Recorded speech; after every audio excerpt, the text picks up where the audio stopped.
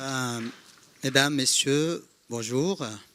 Ravi d'être ici avec vous dans ce bel espace. Très heureux d'être aussi bien entouré. Très ému aussi par l'invitation du Salon maghrébin du livre, Lettres maghrébines. Donc, je profite de l'occasion pour remercier déjà les organisateurs pour leur généreuse invitation. Je remercie spécialement M. Jalil Bnani, qui a été mon interlocuteur direct et qui m'a donné la chance de participer à cette belle assise qui réunit des autrices et des auteurs de renommée internationale. Je vous propose que cette rencontre soit répartie en 3 actes.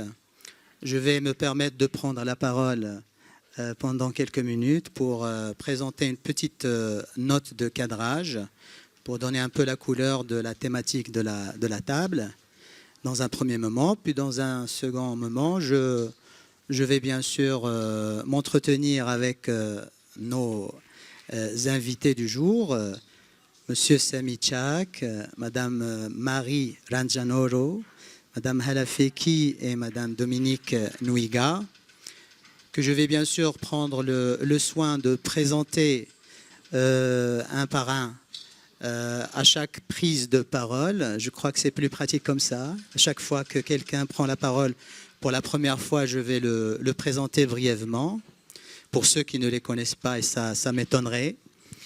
Et puis, dans un dernier moment, je vais bien sûr donner la parole à la salle pour qu'elle puisse interagir avec les invités, pour poser des questions, pour donner des compléments d'information, pourquoi pas. J'espère que cette rencontre sera pour vous intéressante, édifiante et instructive. Voilà, donc je commence par ma note de cadrage. Alors, la littérature est la preuve que la vie ne suffit pas. Cette réflexion de Fernando Pessoa pourrait à elle seule justifier notre rencontre d'aujourd'hui, autour d'une question à la fois simple en apparence et vertigineuse dans ses implications. Une question qui traverse toute l'histoire de la pensée, la littérature, pourquoi faire? Cette même question fait le titre d'un essai du critique français Antoine Campagnan, qui s'inscrit dans la ligne d'autres penseurs qui se sont intéressés à cette question de l'utilité, de la fonction de la littérature. Je donne à titre d'exemple L'espace littéraire de Maurice Blanchot, Qu'est-ce que la littérature de Jean-Paul Sartre, De la littérature d'Umberto Eco, Ce que peut la littérature d'Alain Finkielkraut, La littérature pour réparer le monde de Alexandre Geffen, La haine de la littérature de William Marx, et puis plus récemment, Que peut la littérature quand elle ne peut, de Patrick Chamoiseau. Oui. Depuis toujours, donc, les écrivains, les philosophes, les critiques s'interrogent sur le sens et la fonction de cet art singulier du langage. Sartre voyait dans la littérature une forme d'engagement. Écrire, disait-il, c'est révéler le monde et tenter d'agir sur lui. À l'inverse, Flaubert, par exemple, affirmait qu'il fallait écrire pour rien, pour le plaisir de l'art, dans une quête du beau, indépendamment de toute on va dire, finalité pratique. Entre ces deux pôles, action et contemplation, engagement et gratuité, se déploie tout le champ de notre réflexion ce matin.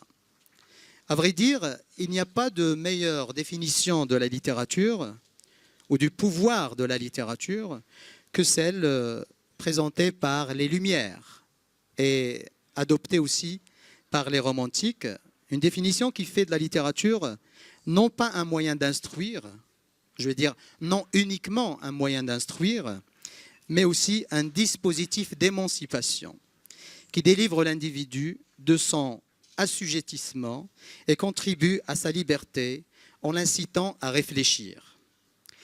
Eh bien, cette définition semble être toujours valable dans nos sociétés postmodernes.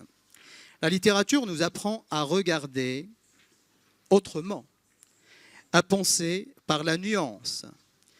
Elle éclaire l'expérience humaine dans sa complexité et donne forme à ce que la philosophie nommerait l'universel singulier, c'est-à-dire toutes ces vies minuscules qui, par la seule magie du verbe, deviennent l'affaire de tous.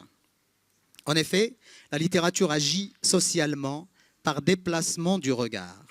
Elle ouvre des espaces de reconnaissance réservés à ceux qui sont exclus des récits dominants. Alors les minorités, les femmes, les migrants, les marginaux. Elle agit quand elle donne à voir ce que la société ne veut pas montrer, c'est-à-dire les invisibles du monde contemporain, les oubliés de l'histoire.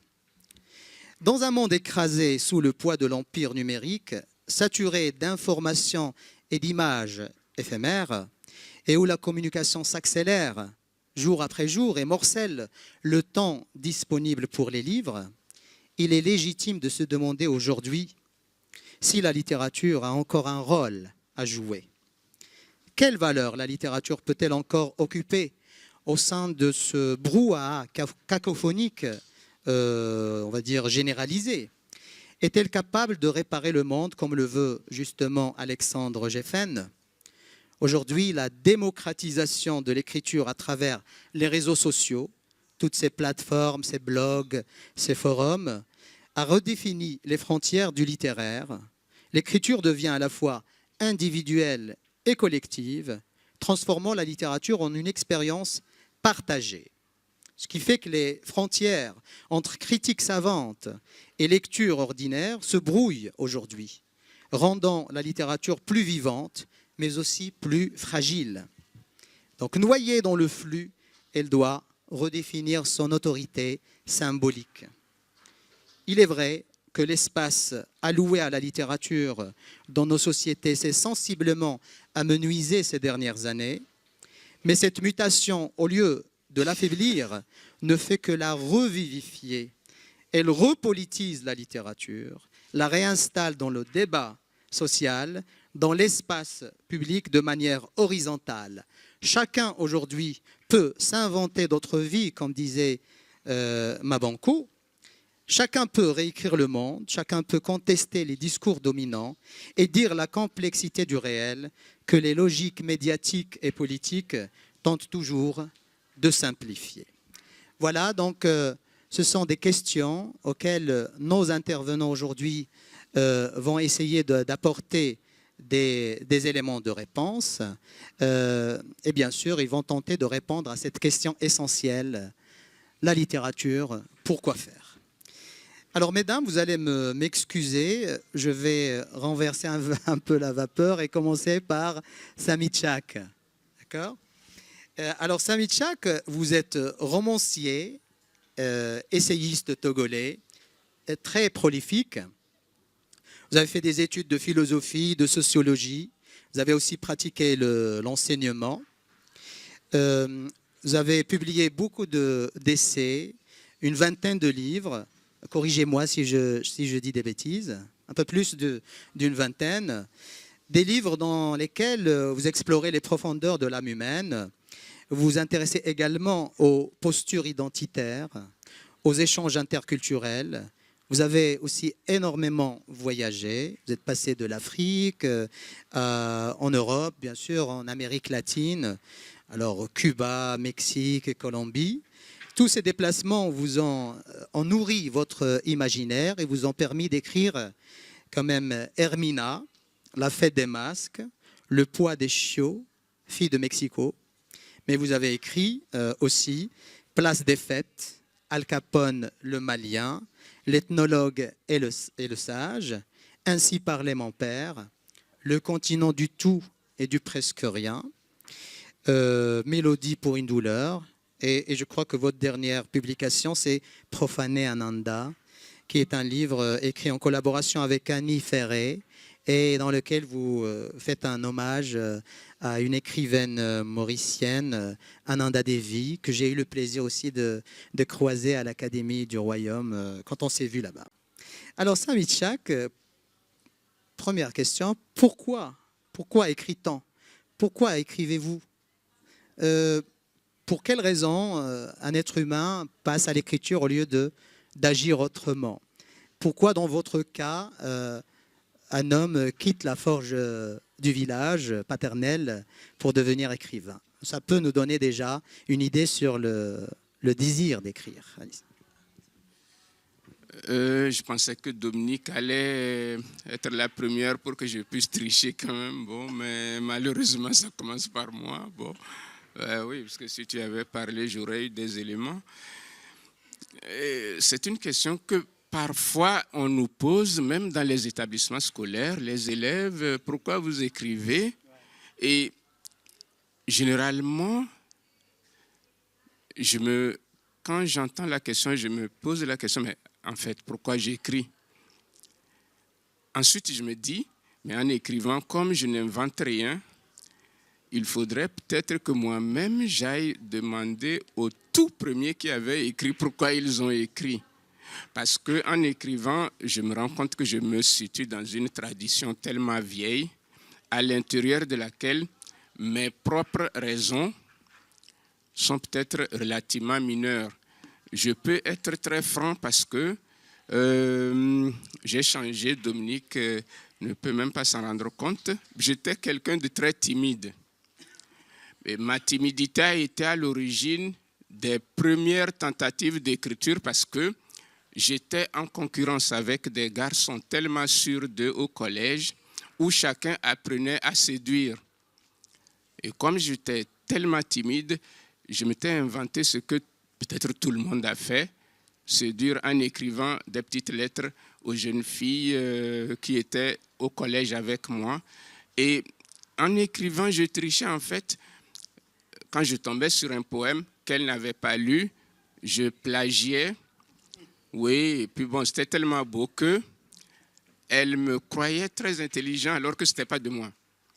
Parfois, ça a marché, je m'étais dit, en fait, quand on écrit, on se situe dans cette marge d'incertitude et d'inutilité absolue où on tente de séduire les autres. C'est quand même le premier élément qui nous met en lien ici. L'écrivain même, en s'isolant dans sa tour, a des gens qu'il veut séduire. Qu'est-ce que j'entends par séduire? Je fais une distinction entre séduire et être utile. Quand j'ai lu un livre, ton livre, le livre de Hella, le livre de Marie, elles n'ont pas écrit pour moi. À partir du moment où je peux éprouver des émotions, partager l'intériorité des personnages qu'elles ont essayé de mettre en vie, elles ont réussi à m'accaparer, à faire de moi quelqu'un qui entre dans leur monde alors qu'elles ne me connaissaient pas. Bon, je connais Hella, je connais Dominique, je ne connaissais pas Marie. Cette séduction-là peut, quelque part, avoir une utilité minimale. Il n'est pas impossible que, dans mon existence, un livre vienne en écho pour renforcer mes angoisses ou m'apporter une petite consolation. C'est déjà une utilité. L'auteur ne le fait pas pour moi, mais c'est déjà une utilité. En fait, la question qui est posée dépasse ce que je viens de dire. Elle va dans le sens de à quoi servent les écrivains. En fait, c'est vraiment à ça qu'on nous demande de répondre. Nous servons à quoi? Dans le tumulte du monde, dans ces blessures, nous servons à quoi? Eh bien, justement, nous ne servons pas à grand-chose dans la mesure où il ne nous est même pas demandé de servir à grand-chose. C'est peut-être là que nous avons notre utilité.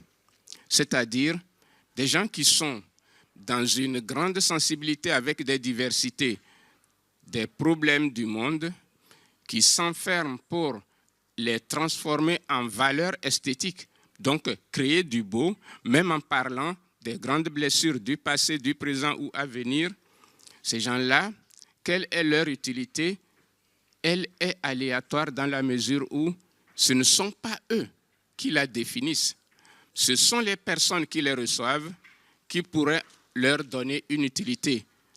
Dans ce cas, la question qui nous est posée est aussi une question à poser à nos éventuels lectrices et lecteurs. À quoi a pu servir le texte de tel auteur ou de tel auteur? Quand je dis ça, je fais une sorte de... Bon, je triche un peu. L'autre question qui nous est posée, et je pense qu'à celle-là, moi j'ai répondu dans la couleur de l'écrivain, c'est l'engagement. Quand est-ce que l'auteur est-il engagé? À la manière de Sartre, hein, on en est sorti, mais Sartre a quand même impacté la réflexion de l'engagement de l'auteur.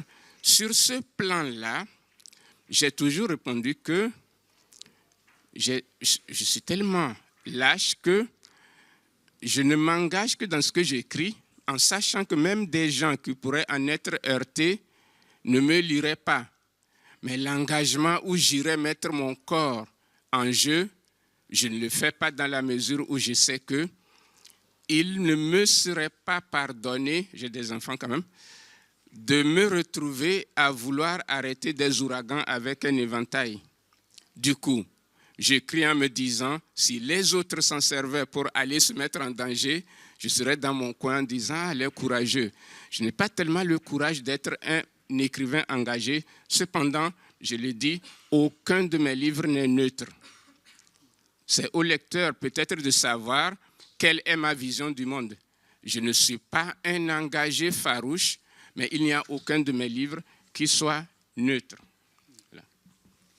Oui, alors demander à la réception, oui, c'est une bonne chose, mais encore faut-il inventer des éléments de mesure de la réception. Est-ce que c'est mesurable? Est-ce que c'est vérifiable? Bon, ça c'est un autre débat. Mais nous avons déjà une partie de la réponse à la question « La littérature, pourquoi faire ?» Vous avez dit déjà séduire et s'engager. Nous avons déjà deux éléments intéressants. Alors, permettez que je passe à Marie Ranjanor. Donc, je vais suivre l'ordre qui m'a été donné dans l'email. D'accord? Voilà. Alors, Marie, vous êtes autrice malgache, d'expression française, bien sûr. Vous avez fait des études politiques à Aix-en-Provence, où vous avez soutenu un mémoire sur le mythe et les représentations du zombie. En 2019, vous avez créé avec Obi Ramamonji un podcast Basvav, je prononce bien? Ok, Basvav. Ça veut dire la femme fusil, la femme qui n'a pas froid aux yeux, qui ose dire les choses de manière frontale, c'est ça? Et donc, on le voit très bien, le but étant de faire entendre la voix des femmes malgaches. Après la publication de nombreuses nouvelles dans plusieurs revues, vous avez sorti votre premier roman, Feu, fièvre, forêt, publié chez Laterry en 2023, et qui se propose d'ouvrir un nouvel éclairage sur l'insurrection anticoloniale de 1947 à Madagascar. Donc j'imagine que de votre côté, ce n'est plus séduire, c'est témoigner, peut-être. On va voir ce que vous en pensez. Alors, je vous pose la première question. Est-ce qu'on peut toujours habiter poétiquement le monde ? Est-ce que c'est toujours possible de faire cela dans un monde, bien sûr, en crise politique, crise écologique, crise sociale, même sur le plan éthique, etc. Est-ce que la littérature peut toujours faire ce rôle-là, indépendamment de sa dimension, bien sûr, symbolique? Merci Tariq et merci au Salon Lettres du Maghreb de nous inviter et de nous permettre de discuter sur un sujet qui est aussi essentiel, je crois. Effectivement, le monde bruit de façon assez féroce en ce moment et les conditions de notre humanité sont mises à mal tous les jours, je crois. Donc nous sommes dans une période extrêmement trouble, extrêmement violente où la mort est omniprésente et les conditions du vivre ensemble et les conditions même de notre humanité semblent mises à bas chaque jour. Et je pense que, en fait, moi je m'inscris dans la tradition évidemment orale du conte, cette tradition malgache, et je pense qu'il faut revenir à la toute première littérature qui était celle des conteurs et des veilleurs de feu, avant même la première pierre posée pour une maison, avant même que l'on pense l'idée d'une roue ou d'un calame. Quand nous étions nomades, en fait, ce qui nous a fondamentalement distingués du reste du monde en tant qu'espèce, en tant qu'homo sapiens, c'est notre capacité à écrire des fictions et à y croire collectivement. Donc le mythe, l'écriture, l'oraliture, le conte, le chant, le poème, ça, ce sont les conditions de notre humanité première. Au-delà de la survie, pour être humain, l'homo sapiens doit pouvoir écrire et créer des fictions, créer du verbe. Et je pense que si on revient à cette fonction première de la littérature, de cette toute première littérature, on comprend que aujourd'hui, plus que jamais, elle est utile et elle est même vitale et essentielle. Merci Marie. Donc je passe à Hala Feki. Alors Hala nous vient de Paris, mais elle est franco-tunisienne. Alors Hala, vous êtes donc écrivaine franco-tunisienne. Vous avez quitté la Tunisie à l'âge de 18 ans pour vous installer en France, pour faire des études de lettres à la Sorbonne Paris 4. Après votre maîtrise que vous avez consacrée à l'écrivain tunisien Albert Memmi, c'est ça? Vous avez donc enseigné en France et ailleurs, c'est ça? En Inde, en Équateur. Donc je trouve déjà un fil conducteur, c'est le déplacement géographique. Toi aussi, Marie, je pense. Oui. Donc France, Inde, Équateur, Sénégal, puis Madagascar aussi. En 2017 et 2021, vous avez été conseillère pédagogique pour la zone océan Indien à l'AEFE. Région de Madagascar, Maurice, Comores et Seychelles. Et puis vous êtes professeur de lettres et de théâtre, n'est-ce pas? Vous êtes également formatrice d'enseignants pour l'Académie de Versailles. Alors en 2022, paraît votre premier roman, Noces de Jasmin, aux éditions Lattès. Vous avez compris, Noces de Jasmin, bien sûr, Tunisie, Noces de Jasmin, c'est extrêmement clair. Et puis dans lequel les personnages racontent la révolution du jasmin de l'intérieur cette fois, leurs blessures, leurs peurs, leurs défaites, leurs espoirs. Et votre deuxième roman, Une reine sans royaume, dont on a parlé tout à l'heure, toujours aux éditions Lattès, paraît en septembre 2025, c'est tout récent, et porte sur le séjour à Tunis en 1907 de la dernière reine de Madagascar, Ranavalona III. Un autre point commun avec Marie cette fois. Voilà. Alors, la littérature, Madame Hala, aspire à témoigner, à donner sa vision des faits aussi. Voilà une autre fonction peut-être de la littérature, c'est donner la version qui ne va pas toujours avec les discours officiels, encore moins avec l'histoire avec sa grande H, je dirais pas sans grand H, mais sa grande H. Est-ce que ce qui vous a animé justement dans ce livre Noces de Jasmin, c'est le souci du témoignage, c'est le souci de préserver peut-être la mémoire collective de cette révolution? Merci beaucoup. Je suis aussi ravie d'être là. Merci pour cette belle invitation. Est-ce que vous m'entendez? Là, c'est mieux? Oui. Mieux? Oui, il a un petit problème. Sinon, je prends celui-là. Voilà, c'est mieux. Alors, pour répondre à la question, alors déjà, je voudrais juste rebondir sur le fait que pour moi, l'écriture, et je pense que c'est le point commun entre nous, hein, c'est aussi une question de mouvement. C'est-à-dire que l'écriture se met en mouvement parce que nous-mêmes, auteurs, nous nous mettons en mouvement en quête du monde, en quête d'une représentation du monde, de soi et du monde. Et dans les deux romans, que ce soit Noces de Jasmin ou Une reine sans royaume, ce qui m'intéresse dans l'écriture, c'est aussi l'altérité qui se joue. C'est-à-dire qu'on n'écrit pas seulement par rapport à soi, mais par rapport à l'autre en soi. Et c'est aussi ce qui a motivé l'écriture, par exemple, du premier roman, Noces de Jasmin, qui est un roman choral, où les personnages racontent de l'intérieur la révolution de Jasmin sans savoir encore que c'est une révolution, puisqu'il la raconte au moment même où elle se déroule. Donc à cette grande histoire sont adossées des histoires singulières qui permettent aussi d'avoir un prisme plus humain, un prisme intérieur. Et c'est exactement la même démarche que j'ai... Enfin, c'est une démarche similaire en tout cas pour Une reine sans royaume, puisque dans Une reine sans royaume, la dernière reine de Madagascar tient un journal intime à l'orée de sa mort.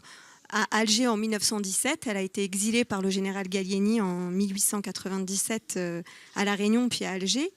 Et dans ce roman, elle va nous raconter en fait son histoire personnelle. Et bien évidemment, on retrouve tous les grands éléments de la grande histoire avec un grand H, mais avec ce qu'elle ressent, ce qu'elle vit, les déplacements qu'elle opère intérieurs et aussi mue par le voyage.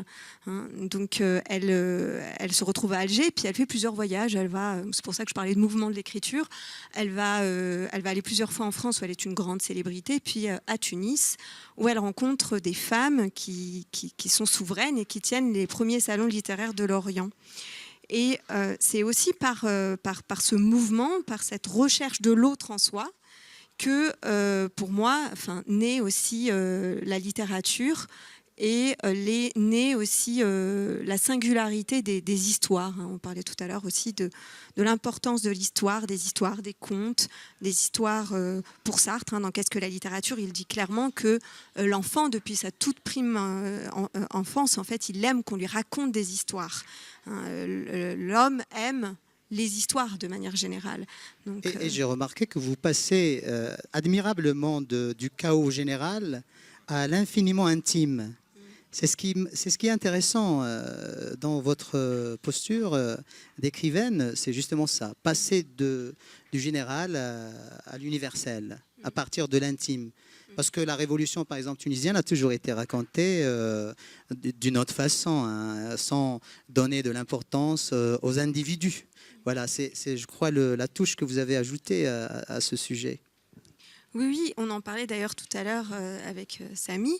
Ce qui est intéressant aussi dans dans la grande histoire et dans les histoires singulières que vivent des personnages historiques, c'est aussi leur intimité, la liberté qu'ils prennent de vivre des histoires d'amour, par exemple, des histoires d'amour qui n'auraient pas lieu d'être, puisque dans, par exemple, Une reine sans royaume, la reine de Madagascar raconte son histoire d'amour avec un magicien diplomate français qui était venu à la cour quelques années auparavant en tant qu'espion, par exemple.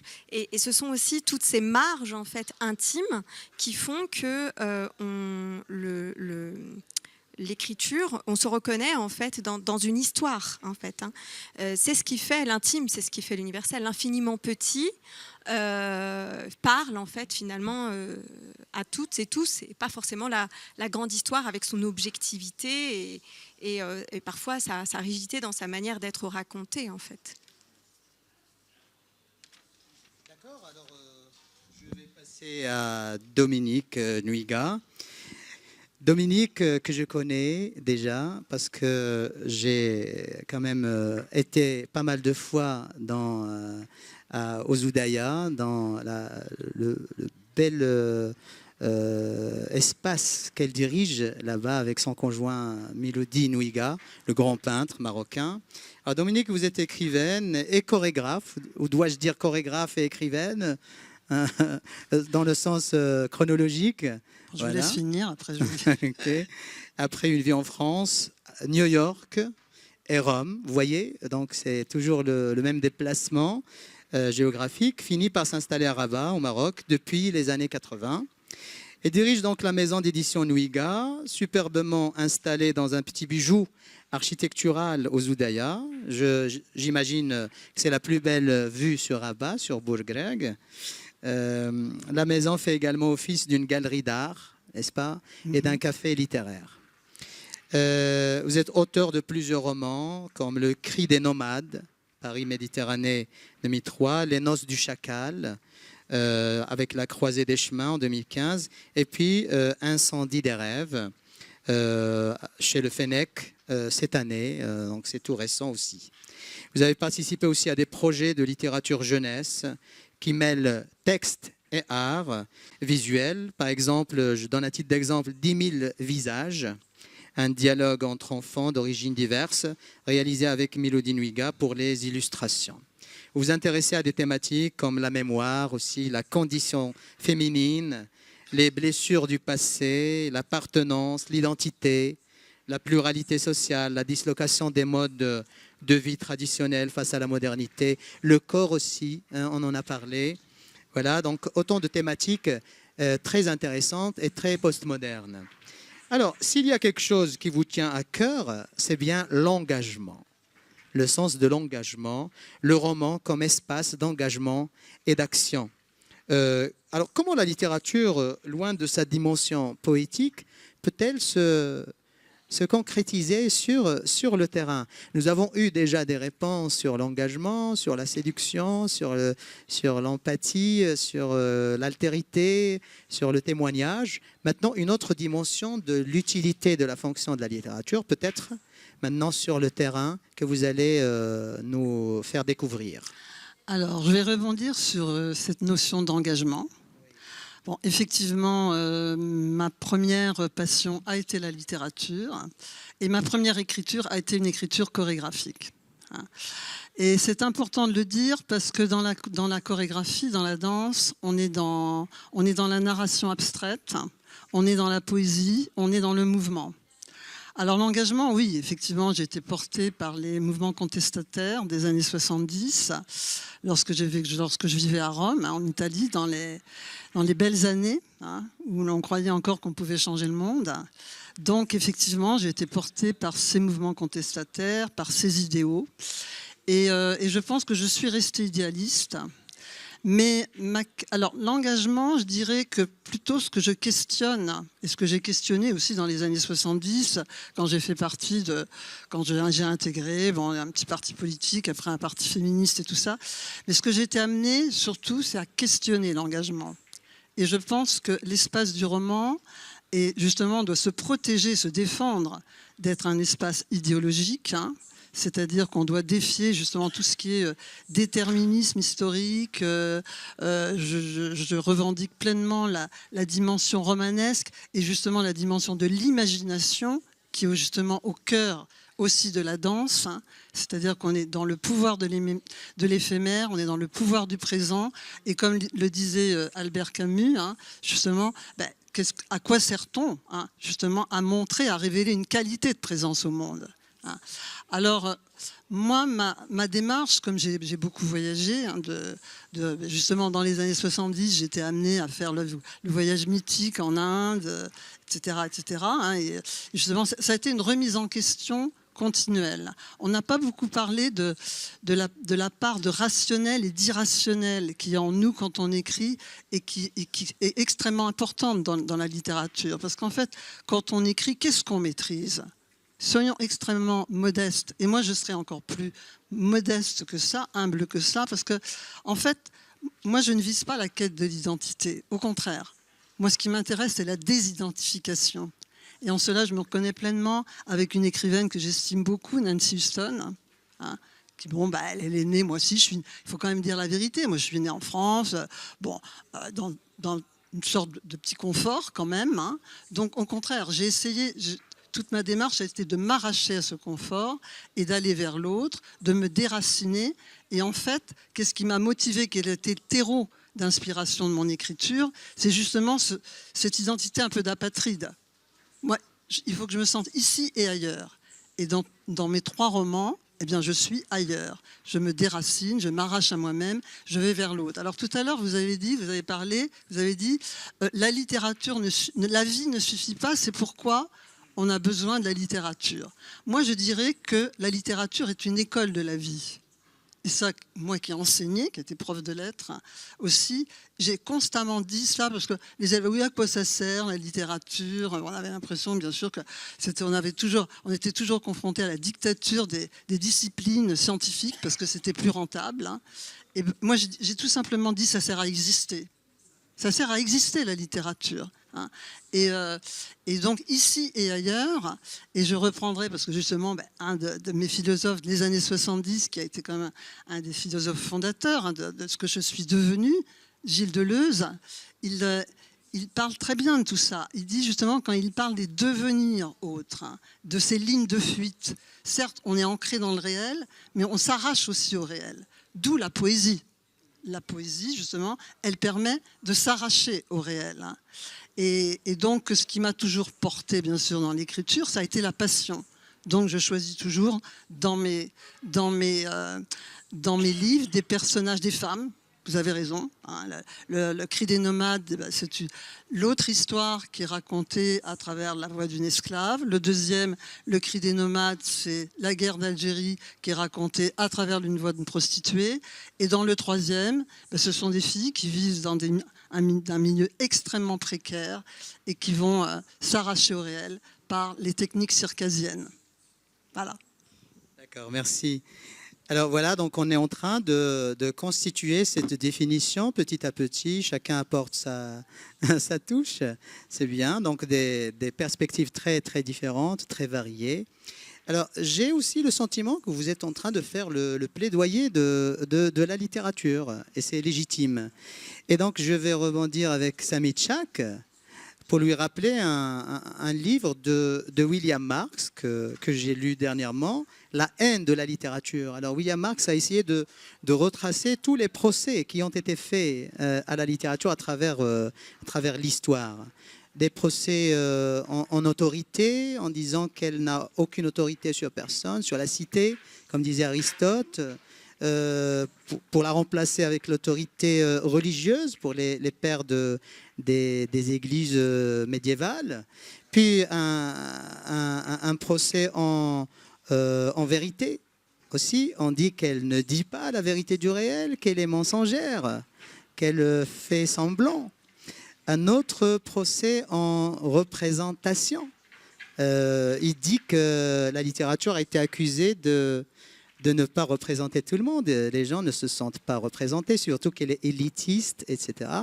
Et puis aussi un procès en moralité, c'est-à-dire qu'elle a été taxée d'être perverse et pervertissante aussi, des fois. Alors, si je te demande, Samy Tchak, de faire le plaidoyer de la littérature, à quoi il peut tenir, à quoi il peut servir, contrairement à ce discours tenu par William Marx? Je dirais heureusement que la littérature n'a pas vraiment besoin de plaidoyer dans la mesure où tous ces débats que tu as soulevés sont de la littérature. C'est quand même ce que la littérature a inventé pour montrer quand même qu'elle existe. Elle engendre des débats internes sur elle-même. On a eu des débats après les classiques, qu'est-ce que nous pouvons encore écrire? Qu'est-ce que la littérature après ce qu'on a déjà lu? Qu'est-ce qu'on peut inventer quand on a déjà tout dit? La littérature a une astuce que je trouve très belle, c'est qu'elle se questionne constamment. Ce n'est pas nouveau. En se questionnant, elle se renouvelle. Elle montre qu'elle est là. Elle n'est pas juste un témoignage, elle est le lieu d'une auto-réflexion plurielle. Tous les débats que tu as soulevés, qui sont aussi prolongés par des idées même de la mort de la littérature. Parce qu'au XXe siècle, c'est ce qu'on a quand même eu comme réflexion. La littérature est morte, il n'y a plus possibilité de faire la littérature, ou bien c'est la littérature à l'estomac de Julien Gracq et tout, ou bien au XVIe siècle, c'est Erasme qui s'en moque tellement dans Éloge de la folie. La littérature a survécu à toute tentative de dire qu'elle n'est rien, qu'elle ne sert à rien. Dans ce cas, elle n'a pas besoin de plaidoirie, elle est plutôt au cœur à mon avis, d'une incertitude qui, elle, dépasse les questions que nous nous posons. C'est plutôt au cœur de la marchandisation des imaginaires, dans la mesure où elle est quand même contrainte de se définir par une médiation, la médiation du marché. Comment la littérature résisterait avec sa fragilité? Qu'est-ce qu'elle peut encore offrir pour être dans cet ensemble marché? Comment elle peut agir ou réagir pour réellement exister? Parce qu'on ne va pas se le cacher. La littérature n'existe que parce qu'il y a des lecteurs. Les lecteurs ne peuvent y accéder que parce qu'il y a un marché. Le marché propose des textes que le lecteur accepte ou n'accepte pas. La question, elle est vraiment cruciale pour moi. Quand la littérature tente d'être à un certain niveau de complexité, à qui s'adresse-t-elle encore? À quel moment elle ne deviendrait pas un discours, disons, endogamique entre écrivains? À quel moment même ce qu'elle propose pourrait sortir d'un cercle? À quel moment même des personnes auxquelles elle s'adresse vont s'intéresser à elle? Parce qu'on parle des invisibles. Pour moi, il n'y a pas tellement d'invisibles. La littérature s'empare du visible, de l'invisible, mais qui s'intéresse à elle réellement? Je le dis parce que nous avons des écrivains qui sont là, Dominique est là. Lorsqu'un livre est publié, Madagascar, moi, c'est le monde d'Ananda Devi, on n'est pas si loin, c'est l'île Maurice et tout. Où ces livres font-ils réellement débat? Qui en parle? Qui s'en empare comme un objet autour duquel on pourrait débattre? On parle de témoignages. Combien de Malgaches vont s'emparer du témoignage de Marie pour en faire un débat? Combien de Malgaches, connaissant l'histoire ou pas, de la dernière reine, vont s'emparer du livre de Hela? La fragilité de la littérature est un élément qui est au cœur du capitalisme. C'est-à-dire, c'est un objet qui va subir les aléas du marché, de l'intérêt. Qu'est-ce qu'on consomme, qu'est-ce qu'on ne consomme plus? Et sur ce plan-là, je pense que la plaidoirie, toute plaidoirie qu'on peut faire de la littérature devient plus ou moins inutile dans la mesure où ce qui est en train peut-être de se passer ou de se produire est plutôt son rétrécissement comme objet de consommation, ou bien sa propre crise, dans la mesure où ce qui est consommé au nom de la littérature s'éloigne peut-être d'une certaine exigence. Qu'est-ce qui se vend? Qu'est-ce qu'on lit? Qu'est-ce qu'on ne lit plus? Sur ce plan-là, les écrivains n'ont aucune maîtrise. Je ne peux pas, moi, répondre à la question dans 50 ans, qui lira encore un livre qui demanderait du temps? Qui pourrait s'asseoir pour lire un livre qui demande peut-être parfois de recourir au dictionnaire? Ça, je ne peux pas répondre à cette question-là. Bien sûr, et ça relève peut-être aussi la question de la langue choisie. À qui s'adresser, dans quelle langue s'adresser. Quand vous parlez du malgache, par exemple, est-ce qu'on s'adresse au malgache en français? Est-ce que ça peut toucher une grande partie des gens? Est-ce qu'il faut penser à parler une autre langue? Est-ce qu'il faut peut-être penser à la traduction? Il y a beaucoup de paramètres qui peuvent entrer en jeu dans ce contact avec le lecteur. De toute façon, je vais revenir à Marie Ranjanoro pour lui parler du féminisme. Alors ça, c'est quand même un point commun avec Dominique, avec Hela. Donner la voix aux femmes malgaches directement. Est-ce que ce n'est pas en lui-même un geste politique? Parce qu'on dit que la littérature a perdu cette dimension politique. Peut-être que donner la voix à ceux qui ne l'ont pas. Peut-être aussi que c'est un geste politique. Qu'est-ce que vous en pensez? Est-ce que je peux me permettre juste de répondre juste à Samy sur cette histoire de qui lira encore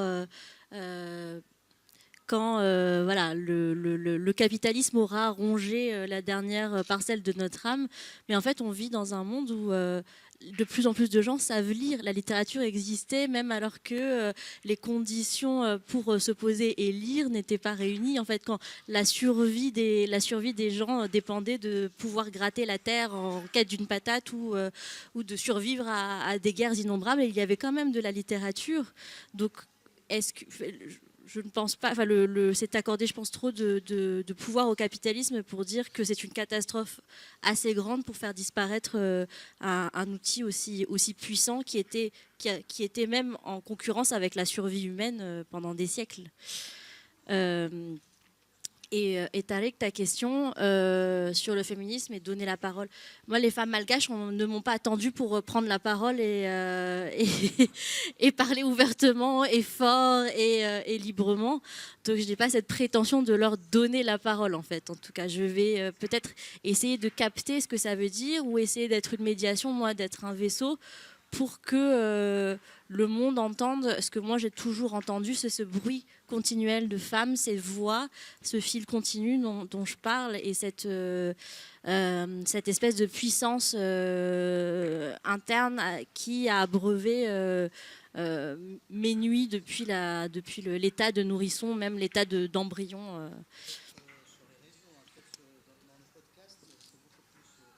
Oui, effectivement.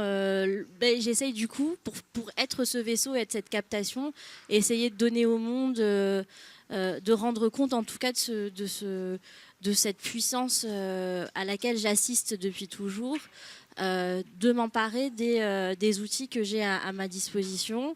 Et effectivement, les réseaux sociaux, donc, qui sont peut-être... qui vont peut-être faire l'objet dans ce débat d'une cabale, parce que peut-être en concurrence aussi avec la littérature classique et le papier, mais bon, ça c'est aussi sujet à débat, sont un moyen, en tout cas que ma génération et surtout la suivante ont utilisé pour effectivement amplifier des voix qui étaient peut-être cantonnées à une localité extrêmement resserrée. Et aujourd'hui, le monde n'a jamais été aussi petit parce qu'on a ces canaux qui voyagent et qui permettent de diffuser. Donc, comme je le disais, moi, voilà, j'ai pas la prétention d'avoir apporté ou inventé le féminisme. Au contraire, je suis née dans une tradition matrilinéaire de femmes puissantes, de femmes très vocales. Et je constate que ma génération et la suivante, nous sommes beaucoup moins libres et beaucoup moins puissantes que ne l'étaient nos mères et nos grands-mères et sans doute nos arrière-grands-mères. Il faut relire les Lazaristes et Flacourt et tous ces missionnaires qui arrivent à Madagascar, ces Européens qui sont mortifiés par la liberté sexuelle et politique et économique des Malgaches. Flacourt part catastrophé en laissant une pierre. Ne revenez pas à Madagascar. Les hommes sont ingouvernables et les femmes sont des prédatrices sexuelles. Donc attention, ne revenez pas à Madagascar.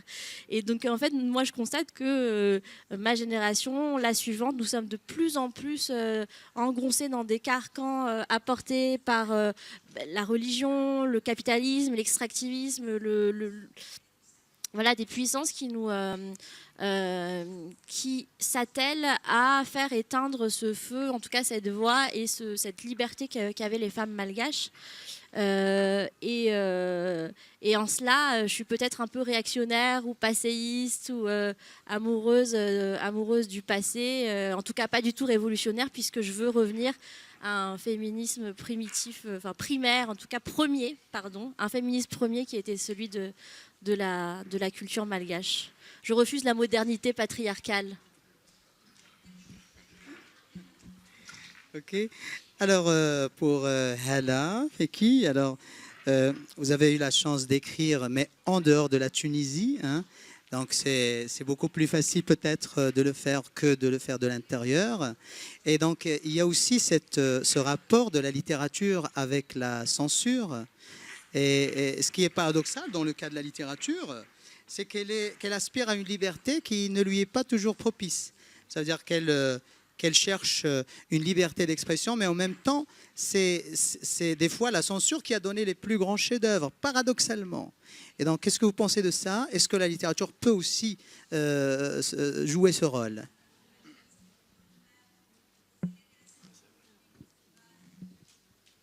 Oui, la littérature joue aussi le rôle de réhabiliter des voix, de s'exprimer, enfin, et de contourner la censure. C'est le propre de la littérature depuis toujours. Le XVIIIe siècle, on le sait. Voilà, les philosophes des Lumières usaient de subterfuges pour dire ce qu'ils avaient à dire, en passant par des apologues ou d'autres manières de s'exprimer.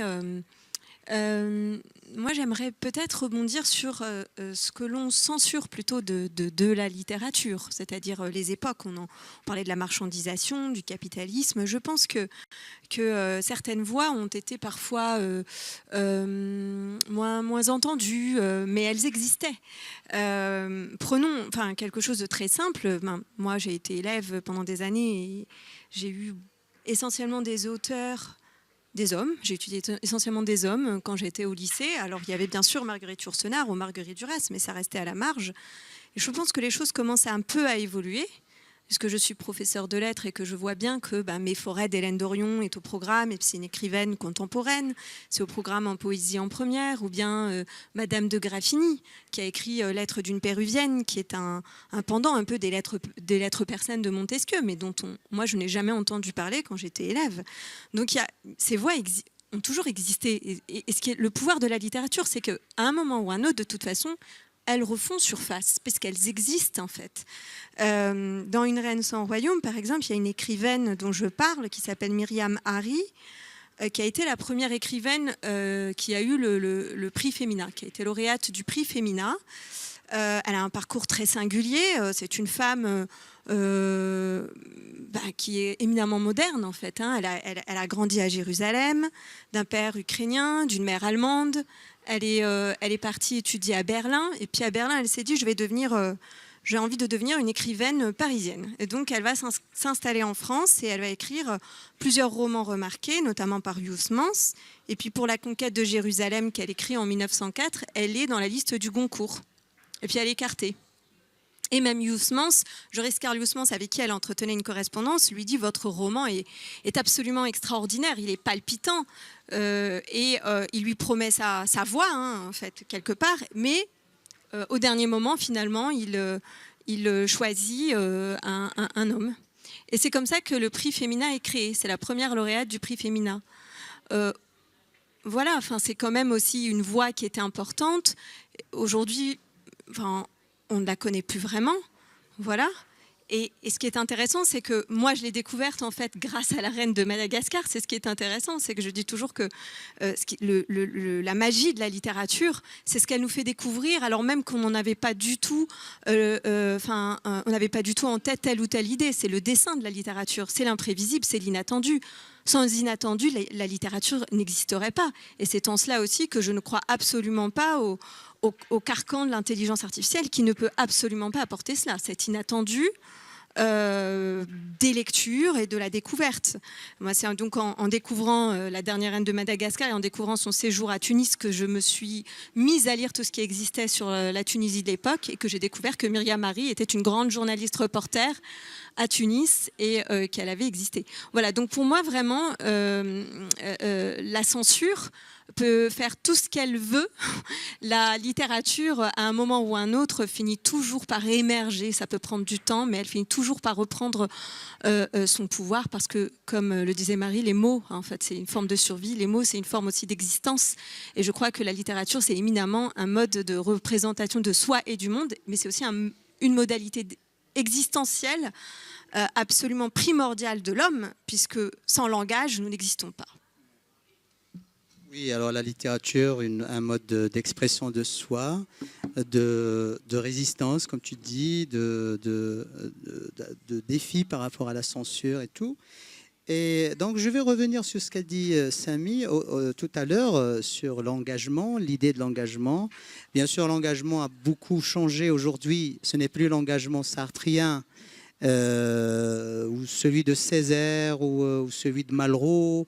C'est un engagement qui est beaucoup plus subtil, beaucoup plus poétique, beaucoup plus... qui se porte plus sur le social. Et donc, je vais revenir à Dominique, encore une fois, pour lui demander de développer justement cette idée de l'engagement contemporain. Alors, comment l'idée de l'engagement a-t-elle changé? Comment il est vécu actuellement par les écrivains? Est-ce qu'on porte cette responsabilité parce que Samy Tchak, par exemple, il refuse d'être le porte-parole des Africains ou de n'importe quelle catégorie. Est-ce qu'on a ce souci d'être le porte-parole de quelqu'un, d'être engagé? Par exemple, GFN préfère remplacer l'engagement par l'implication. Il dit l'auteur impliqué ou l'auteur embarqué au lieu de dire l'auteur engagé. Alors non, moi j'ai bien dit tout à l'heure que je trouve que il y a un espace pour l'engagement. Bon, souvent l'engagement est associé aux politiques, et puis il y a un espace pour le roman. Alors, nous, ce qu'on revendiquait dans les années 70, et que je revendique toujours, c'est que le personnel est politique. Et donc ça, c'est une vérité qui s'applique et qui a d'autant plus de valeur dans le roman. Parce que qu'est-ce qui est important dans le roman? Ce sont les personnages. Ce sont les personnages qui portent le roman. Et pour moi, pour revenir justement à ma première expérience d'écriture chorégraphique, qu'est-ce qui est important pour moi? C'est aussi le corps de la femme, qui malheureusement vont d'une manière ou d'une autre, même en Occident, le corps est associé justement au mercantilisme du capitalisme, est un objet. Et donc, quel est notre but à nous en tant qu'écrivains et écrivaines?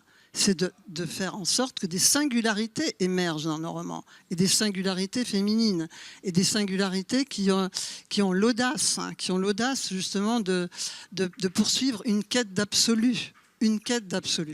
Et donc, c'est pour ça que je pense que moi, personnellement, dans mon écriture, je vais très loin quand je parlais de passion, au sens étymologique du terme, passion, c'est souffrir, je pense que l'écriture naît de failles, naît des souffrances, et donc on partage cette intimité psychique du personnage, mais une intimité qui est aussi liée bien sûr au collectif. Moi, tous les livres qui m'ont marqué, ils m'ont ébranlé. Par exemple, je pense à un chef-d'œuvre de la littérature contemporaine, Anima de Wajdi Mouawad. Son livre commence par une représentation, une fable, qui est la représentation diabolique de la barbarie humaine, qui petit à petit va s'ancrer, bien sûr, au Liban, qui est sa terre natale. Moi, je pense que l'ébranlement, le lecteur ne peut pas échapper quand même à cette émotion de l'ébranlement. L'ébranlement qui rejoint le tragique. Et donc voilà, rien n'est systématique. Quand Samy parlait de complexité, moi j'ai une vision un peu plus optimiste et lumineuse de la complexité. La complexité, c'est la réconciliation des contradictions. C'est laisser vivre les paradoxes. C'est-à-dire que dans le roman, il y a cet espace de liberté où on peut justement faire vivre les paradoxes. Alors, je pense à un dernier livre que j'ai lu de Mehdi Arditi, Tu seras mon fils, qui se noue autour d'une histoire. C'est un ancien brigadiste. Excusez-moi, mais comme j'ai vécu longtemps en Italie, j'étais quand même marquée par certains événements. Donc c'est un ancien brigadiste qui s'est par la suite repenti, qui va devenir professeur de théâtre dans un établissement bourgeois en Suisse. Et là, il y a un garçon qui est le fils de l'homme d'affaires qu'il a enlevé et qui par la suite s'est suicidé. Et donc il va y avoir toute une histoire. Et on se dit, le roman, vous êtes confronté à des... Bien sûr que si vous voulez, vous avez compris à travers le titre, que le fils, que ce garçon-là va être probablement appelé à désirer devenir justement le fils de ce nouveau père. Mais comment peut-il devenir le fils de l'assassin de son père biologique? Eh bien oui, c'est possible. Dans le roman, tout est possible. Parce que justement, les relations humaines, elles prennent toute la force. Donc l'engagement, oui, on questionne constamment l'engagement. Et c'est ça qui nous permet justement d'atteindre le véritable engagement. Qu'est-ce que ça veut dire? Justement, Marie le disait tout à l'heure, dans ce monde qui va très mal. Alors moi, je suis quand même toujours justement un petit peu optimiste, c'est-à-dire que j'estime qu'on peut construire des bulles de lumière. Dans ces zones d'ombre. Moi aussi, j'aime beaucoup tous les projets de mes romans, c'est explorer les zones d'ombre. Et donc, je pense qu'on est là pour ça aussi, pour dire que le monde va mal, que le monde ne va pas bien. Mais justement, peut-être que justement, on peut, à travers nos personnages, à travers leur démarche, et surtout quand ce ne sont pas des personnes, des hommes ou des femmes parfaites, ce sont des hommes et des femmes imparfaits, comme nous, ordinaires. Donc c'est d'autant plus important. Et je reviens sur la valeur du corps. Parce que le corps, dans nos sociétés, dans la société marocaine, dans les sociétés maghrébines, africaines, et aussi justement, le corps est extrêmement important. Il y a toute une culture autour du corps. C'est pas, nous ne sommes pas des objets. Nous sommes des corps créatifs. Nous ne sommes pas seulement des marchands de sens, de sensualité. Voilà, donc Merci Dominique. Alors malheureusement, quand on est 4 intervenants et quand on n'a que 2 heures, les prises de parole sont vraiment très rares. Mais je vais quand même poser une dernière question et ça fera donc un tour de table. Parce que j'ai remarqué, bien sûr, comme je l'ai dit tout à l'heure, que vous avez tous entrepris des périples qui vous ont mené partout dans le monde. Et je voudrais savoir aussi comment la littérature est impactée par le déplacement géographique. J'ai lu dernièrement un livre, Les Étoiles Nouvelles, de William Marx, qui part du poème de José María de Heredia, Les Conquérants, et qui raconte comment justement ces hommes d'équipage, quand ils sont arrivés aux côtes américaines, ils ont vu des étoiles qu'ils ne voyaient pas de l'hémisphère européen. Et ça veut dire que quand on se déplace, on voit des choses qu'on ne voyait pas avant. Alors, comment vos esthétiques respectives ont été impactées justement par le déplacement et comment la littérature en général peut-elle être impactée par le déplacement géographique et le changement de perspective? Bon, vous avez la liberté de répondre quand vous voulez. Oui, le déplacement, je pense que ici, bon, nous avons bougé un peu, toi plus que nous toutes et nous tous. Mais je pense que tout écrivain a beaucoup voyagé parce que le premier et le voyage essentiel de l'écrivain, c'est la lecture. Là, c'est-à-dire on n'écrit pas sans avoir voyagé, on a lu. Moi, j'ai quand même lu Dostoïevski quand j'étais au Togo. Ben, j'ai voyagé en Russie, j'ai lu Chingiz Aitmatov quand j'étais au Togo. Ben, après, le voyage physique, quand je me déplace, mes premiers 7 mois à Cuba ou mes premiers séjours au Mexique ou en Colombie ne m'ont pas tout de suite influencé comme corps s'étant déplacé. C'est plutôt l'ensemble des écrivains que j'ai lus, que je n'aurais peut-être pas lu si je n'étais pas allé là-bas. Ce sont eux qui ont été mon véritable voyage, mon esthétique que j'étais en train d'élaborer. Ce qui est un autre aspect de l'utilité de la littérature. Que j'étais en train d'élaborer a été vraiment impacté par des auteurs comme Reinaldo Arenas ou José Agustín, parce que je sortais enfin, peut-être, d'une certaine prose classique que j'adorais, que j'aimais beaucoup, qui était plutôt celle du 19e russe et français. Je découvrais quand même une liberté à Reinaldo Arenas, José Agustín. Pour José Agustín, quelqu'un qui n'a pas encore lu Mexico midi -5, il faut le lire. Mais quand j'ai lu ça, je me suis dit, en fait, c'est peut-être là que je trouve quelque chose qui me ressemble. Le débordement de la vie.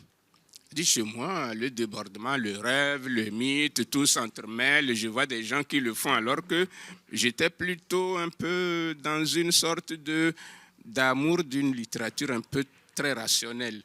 Et ça m'a beaucoup libéré. Cependant, le voyage lui-même m'a fait découvrir des réalités qui ne sont pas inédites, mais dans un contexte différent. Mes livres, Le paradis des chiots, par exemple, parlent des gosses de la rue à Bogota, ben, je n'aurais pas écrit ce livre si je n'étais pas allé là-bas. Hier, dans les discussions que j'avais avec Marie, elle dit « Je ne peux pas écrire sur un lieu où je ne suis pas allé ».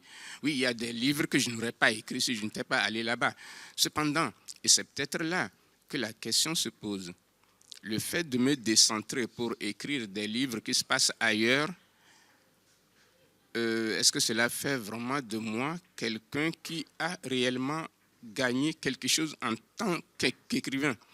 Dans la mesure où le tout n'est peut-être pas géographique, c'est comment on s'ancre profondément en soi, où qu'on aille, pour qu'à partir de cet ancrage spirituel au sens très large du terme, on soit capable de dire le monde, pour revenir au seul sujet de la littérature qui nous réunit ici. La littérature est une tentative d'exploration de la condition humaine. Et sur ce plan-là, elle n'est pas une évolution dans la mesure où même ce qui nous attend hier était déjà au passé. Nous parlons du monde qui est brutal, il n'est pas plus brutal que ceux qui ont vécu la Deuxième Guerre mondiale. Il n'est pas plus brutal que les Amérindiens qui affrontaient les Européens venus faire le grand remplacement. Il n'est pas plus brutal que celui des Aztèques quand ils conquéraient les régions de Mexique et tout. C'est-à-dire, le monde est une sorte de mouvement dans une permanence. Il ne nous dit rien d'aujourd'hui qui n'ait déjà été vécu. Ce sont les modalités peut-être qui changent. À partir de ce moment-là, que nous offre la littérature, c'est de nous faire peut-être vivre une sorte d'ancrage dans la condition humaine qui fait que l'histoire d'amour que raconte au-delà de la grande histoire est là, quelqu'un qui viendrait peut-être du 15e siècle puisse la comprendre, que moi je la comprenne, que peut-être en 2055, on la comprenne. Il y a des invariants au cœur de la condition humaine au-delà du spectacle chaotique qui, lui, reste une permanence.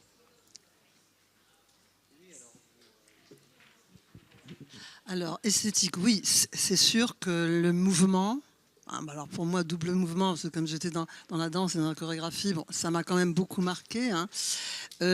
Oui, parce que je pense que si je réfléchis, je me dis que chaque fois que je me suis déplacée, enfin que j'ai changé de pays et que ça a été quand même tourné une page très importante de ma vie, si je fais le bilan, oui, il y a des livres qui m'ont énormément marqué. Hein. Par exemple, j'en parlais avec notre ami. Bon, en Italie, il y a 2 livres qui m'avaient énormément marqué, La Storia del Samorante et La peau de Curcio Malaparte. Bon, voilà. Après, quand je suis venue au Maroc, bon, le livre Le passé simple de Driss Raïbi est un livre qui m'a terriblement marqué. J'ai dit, mais ce livre-là, il est plus contemporain que tous les livres contemporains occidentaux. Hein. Donc voilà, donc c'est vrai que si vous voulez, voilà, on est marqué, et comme disait, oui, bon, Malraux disait, oui, toute première création commence par l'imitation. Bon, c'est peut-être un peu réducteur, mais quand on lit un livre qui nous marque, qui nous ébranle, hein, je reviens toujours à ce terme hein, qui me tient à cœur, ben c'est sûr qu'on se dit, ben voilà, c'est comme ça que je vais écrire. Hein, je voudrais vraiment tellement écrire comme ça. Hein. Après, en réinvestissant nos sujets, nos personnages, hein, qu'on prend le temps d'inventer. Bon, par exemple, mon dernier livre, Les Noces du Chacal, hein, qui se passe dans la toile d'Algérie. Je ne suis pas une pied noire algérienne. Hein. Voilà, je ne suis pas une pied noire algérienne. Je n'ai jamais mis les pieds en Algérie. Et je peux vous dire, mais c'est une amitié. C'est une relation d'amitié avec une Kabyle avec laquelle j'ai partagé ma vie, qui avait vécu dans les bidonvilles de la folie à Paris, à Nanterre, je ne sais pas si je connais. Et c'est ça, et puis bon, je fais partie d'une génération où on a quand même été marqué par la guerre d'Algérie. J'ai eu la chance d'avoir un père qui était résistant, qui était pour l'indépendance de l'Algérie. Donc tout ça, ça aide aussi. Hein. Mais l'esthétique, je pense que chaque livre, on a une esthétique différente. Enfin, moi, je me dis, à chaque fois que j'ai écrit un livre, c'est parce que j'ai manqué quelque chose dans le livre précédent. C'est pas seulement une question de sujet. Alors, on choisit un sujet pour justement se déstabiliser. Tu as dit un terme qui est très juste, c'est se décentrer, pour justement se remettre un petit peu en question. Parce qu'autrement, on tombe dans la routine, on tombe dans le déjà vu, déjà connu. Et ce qui est important, c'est de nous mettre à l'épreuve. hein. C'est une mise à l'épreuve, l'écriture. Je dirais pas comme Céline qui disait qu'on doit y laisser la peau, hein. Mais enfin quand même, oui, c'est une ascèse. C'est une ascèse, comme pour moi la danse a été une ascèse, l'écriture est une ascèse, et j'aime ça. J'aime cette dimension ascétique, oui. Tant mieux pour nous. Hala Feki, aussi vous êtes beaucoup déplacé. Est-ce que vous avez aussi été décentré par rapport à votre esthétique, à votre thématique, etc. Oui, alors c'est vrai que, comme le disait Samy tout à l'heure, vivre dans un pays, quand on vit dans un pays, on n'a pas forcément tout de suite, on n'entre pas tout de suite dans l'écriture de ce que l'on voudrait justement construire et façonner de ce que l'on a rencontré, hein, dans cette altérité-là. Moi, je sais que quand j'ai vécu à Madagascar, j'étais très très loin de la Tunisie, donc j'y allais moins. 12 heures de vol, c'est beaucoup.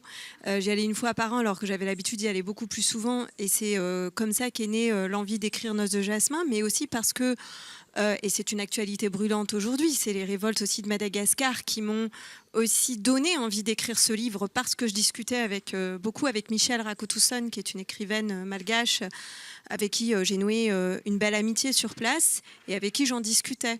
C'est aussi parce que j'ai beaucoup lu sur place aussi que je me suis nourrie sans savoir à l'époque que j'allais écrire sur la dernière reine de Madagascar. J'ai lu Jean-Luc Raharimanana, j'ai lu Johari Ravalosson, j'ai lu d'autres auteurs, des poètes, Jacques Rabémananjar. J'ai vu que vous êtes inspiré de Marguerite Yourcenar. Exactement. Pour ses Oui. Mémoires d'Adrien. Et ben, là justement, on y vient, c'est-à-dire que c'est une autre époque, c'est un autre lieu. Et pourtant, on retrouve des traits universels en fait aussi dans cette œuvre c'est une de mes œuvres préférées, Mémoires d'Adrien de Marguerite Yourcenar, parce que je trouve qu'il y a une beauté justement à la fois dans cette intimité de l'histoire d'amour entre Adrien et Antinous, mais aussi entre Et qui a fait 20 ans de recherche pour écrire ce livre. Et 20 ans de recherche. Et s'est mise dans la peau d'Adrien. C'est ça. Et puis, où elle, justement, elle ajoute à la fin de son roman un carnet de notes dans lequel elle rend compte de la difficulté à trouver le ton juste et les mots pour construire ce portrait d'Adrien. Et moi, j'aimerais rebondir sur la lecture aussi, hein, la lecture comme voyage, parce que je pense qu'il n'y a pas forcément, c'est pas seulement le mouvement. Je suis d'accord sur le fait que c'est vrai que c'est plus simple d'écrire sur un lieu que l'on connaît, même si une complexité peut s'ajouter, des complexités diverses, c'est-à-dire la distance géographique et temporelle parfois nécessaire pour trouver les mots justes, le ton juste. Mais la lecture, c'est quelque chose d'important.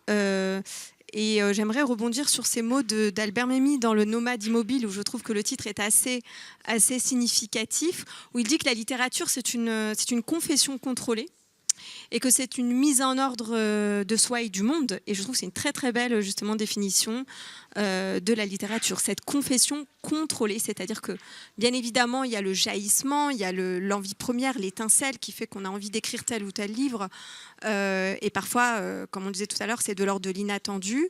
Mais à partir du moment où on se met à écrire, et dans un désordre total, et Marguerite Duras le dit très bien dans Écrire, l'écriture c'est un désordre permanent, mais la littérature, enfin le roman naît parce qu'à un moment donné, une confession contrôlée, une mise en ordre. Et ça, je pense que c'est très important.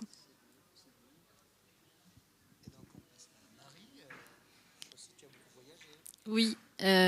Étant malgache, en fait, la question du déplacement est presque une condition essentielle à la malgachité. En fait, Madagascar est une île qui se trouve dans un couloir ou dans un carrefour. En tout cas, en fait, on est sans cesse sur la route de quelqu'un. Les gens sont sans cesse en train d'arriver et d'en partir. Ça a été un comptoir du sultanat d'Oman. Ça a été un lieu de migration de cousins malayo-polynésiens qui venaient et d'Austronésie. Ça a été évidemment un enjeu colonial entre toutes les puissances européennes, un lieu aussi d'esclavage. Donc en fait, il y a eu une traite à Madagascar de gens qui sont partis, etc. Et donc quand on est à Madagascar, on est habité par un espèce de ressac où on a constamment envie de partir. Et quand on est parti, on a constamment envie de revenir, en fait. Donc il y a un mouvement de balancier qui se crée naturellement avec cette île. Et comme beaucoup d'îles du monde, c'est une condition que je partage avec beaucoup d'amis haïtiens qui comprenaient cette condition de façon essentielle. Madagascar, c'est un bout de déséquilibre. Et moi, mon histoire aussi familiale et personnelle fait que je suis une migration permanente, en fait, issue d'arrière-grands-parents chinois qui sont venus immigrer, d'une famille qui a vécu la colonisation française, donc une forme de désir vers la métropole française, vers la colonie qui avait été créée par ce pouvoir-là, donc l'envie de la France au cœur et en dessous de ça, des couches et des couches de sédimentation d'ailleurs, contre lesquelles on n'a pu rien faire. En tout cas, moi, je n'ai pu rien faire. En fait, si j'avais... je me trouve extrêmement casanière et je suis toujours très affectée par le fait de quitter un endroit ou d'arriver dans un endroit.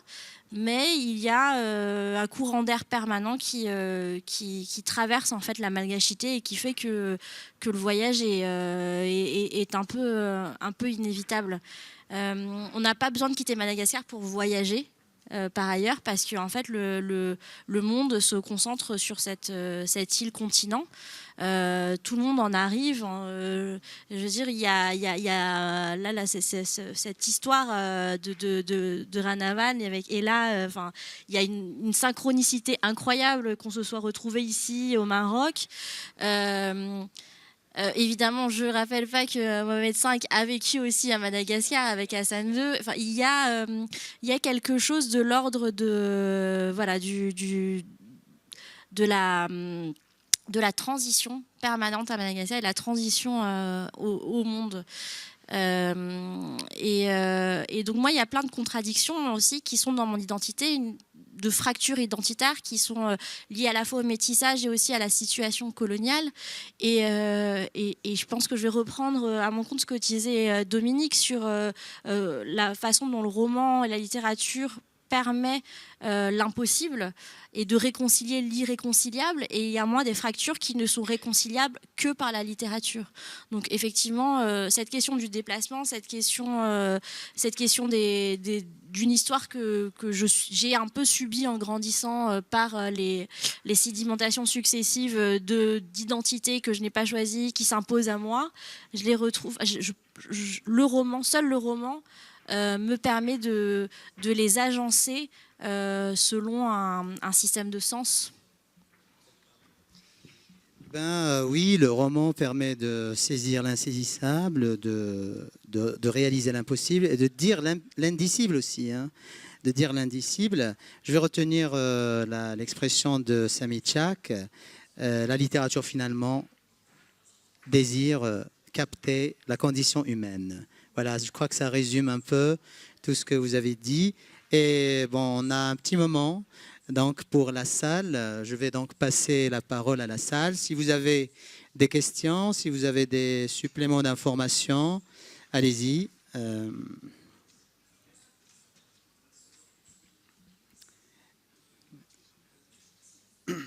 Voilà, si vous voulez intervenir, poser une question à l'un des intervenants à propos de ce qui a été dit, à propos de la thématique en général. Ou ce qui n'a pas été dit. Oui, aussi.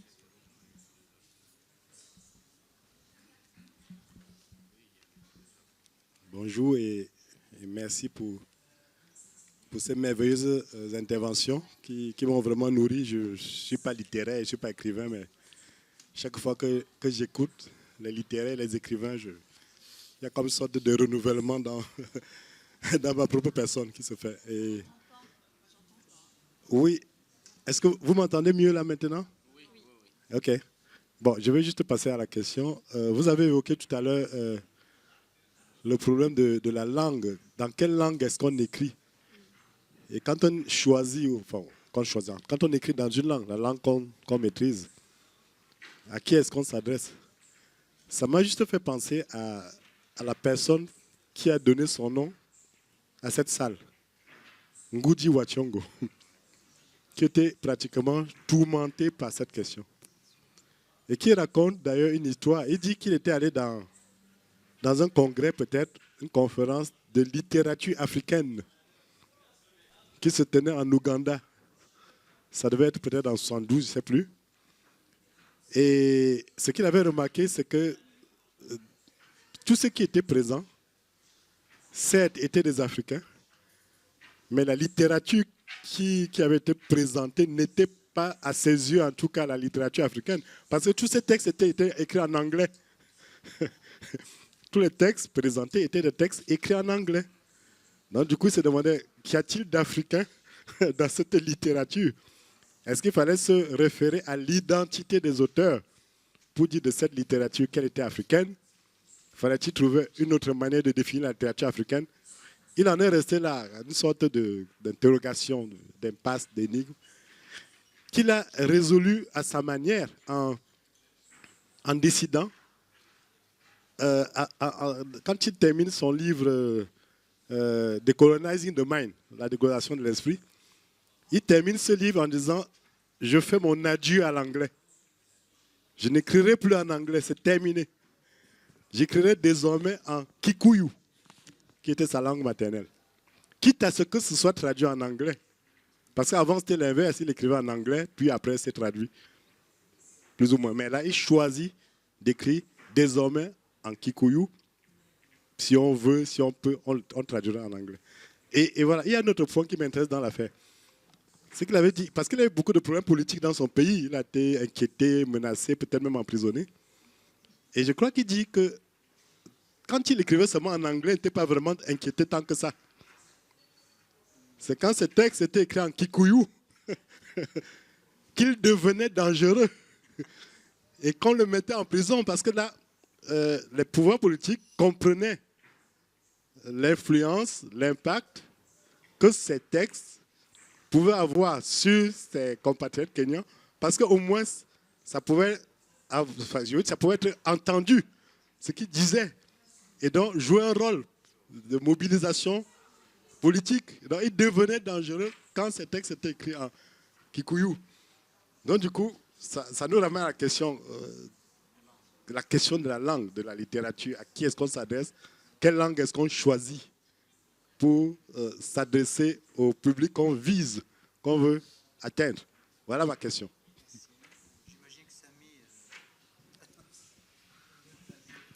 Oui, ben, dans La couleur de l'écrivain, j'ai consacré un chapitre à cette question-là. Le chapitre, ça s'appelle « Mal de langue ». Je pense que dans mon cas, le français n'est pas un choix. J'ai appris à écrire en français. Je ne pourrais écrire un roman vraiment qu'en français. Et dans le cas de Ngungi wa Thiong'o, il y a un engagement politique de la langue. Et au moment où il écrit en Kikuyu, il a plutôt commencé par le théâtre. Ce n'est pas parce qu'on le lisait plus en Kikuyu, c'est parce qu'on jouait. Les gens assistaient aux représentations de ces pièces. Sinon, la question qui se serait posée, combien de Kikuyu lisent le Kikuyu? Moi, mon premier roman, Femme infidèle, sorti il y a 37 ans, a été traduit dans ma langue maternelle. J'ai essayé de lire, je n'ai pas réussi, parce que moi, je n'ai pas appris à lire dans ma langue maternelle. J'interprète parce que je parle cette langue.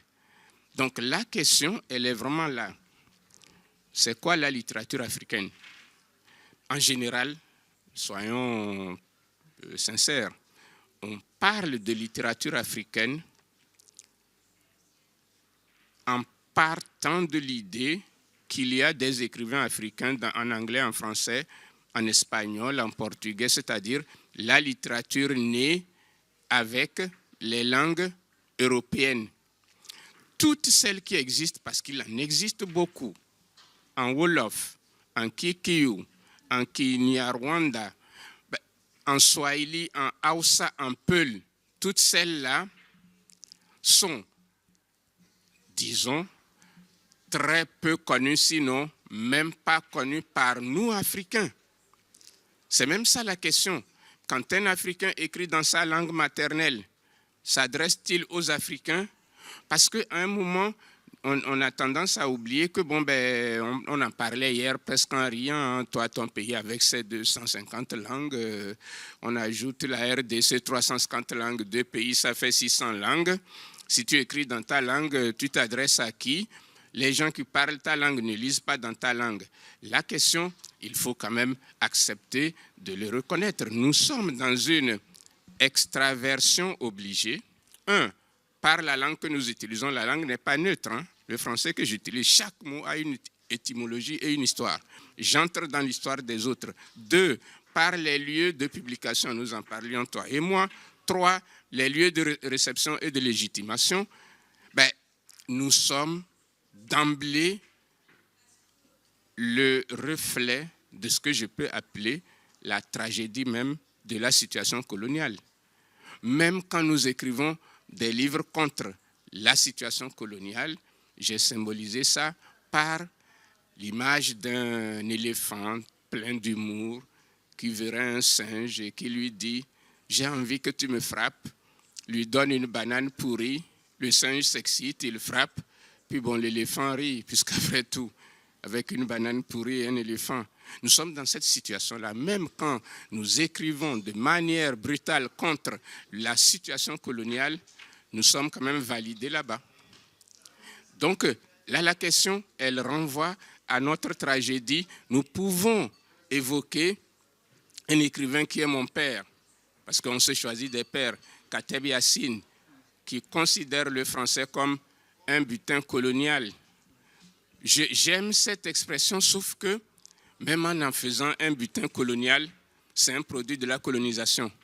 Donc je ne peux pas ne pas assumer que je suis un produit de la colonisation et que ça a une influence directe sur ma littérature. Ma littérature, elle est née dans un contexte colonial avec la langue coloniale et n'existe réellement que dans un contexte où je suis validé ailleurs. Voilà. La reconnaissance vient de l'autre, justement. Oui, ça, c'est sûr. Hein. Et toujours en rapport avec ça, vous trouvez normal qu'un Sami Tchak, qu'un Kateb Yassine figure sur les rayons de la littérature francophone alors que des Kundera, des Cioran, des Beckett figurent dans les rayons de la littérature française alors qu'ils ne sont pas français? C'est-à-dire, sur quelle base fait-on ce genre de classement? Oui, vous comprenez un peu ce que je veux dire? Moi, honnêtement, ça me gêne un petit peu. Moi, j'aimerais qu'on parle de la littérature avec un grand L et sans qu'on se cantonne à vraiment cibler. Bon, je comprends la question en ce qui concerne la littérature africaine, parce que là, il y a un véritable problème. Mais qu'un Beckett, oui, on vient tous. Justement, on est dans un monde pluriel de brassage. Et effectivement, c'est ce qui a fait la richesse de tous ces écrivains. C'est qu'ils venaient d'ailleurs, ils avaient vécu des situations d'exilés, des situations très difficiles et très douloureuses dans leur pays. Hein. Donc oui, comme je disais tout à l'heure, l'écriture vient de nos failles. Donc c'est peut-être ce qui les a déterminés à écrire et ce qui explique quand même, quand vous regardez en France ou aux États-Unis ou en Italie, il y a énormément d'écrivains qui viennent d'ailleurs. Et qui sont voilà, donc mais je comprends la problématique et ce qu'a expliqué effectivement, je comprends la problématique de Sami et je comprends cette problématique, mais en ce qui concerne Beckett, Ionesco, oui, d'accord quoi, mais ceux-là même vous direz qu'ils sont français, vous voyez, donc pourquoi nous on doit les rattraper avec leur origine? C'est quand même incroyable, comme on veut toujours inscrire un écrivain dans un moule. Parce que l'écrivain maghrébin ou africain, il est rattrapé dans ses origines. Il n'est pas traité de la même manière. C'est ça ce que je voulais dire. D'accord. Alors, est-ce qu'il y a une autre question?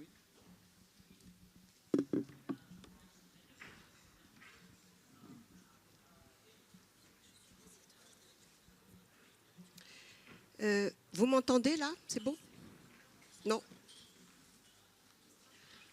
Et là, vous m'entendez? Oui.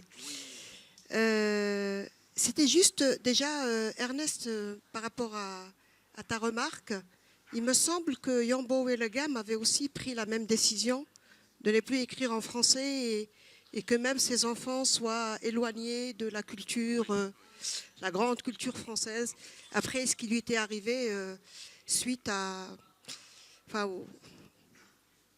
la triste histoire après le devoir de violence. Mais moi, j'ai un questionnement, c'est par rapport au fait, c'est par rapport au singulier du mot littérature africaine. Je trouve que c'est peut-être injuste.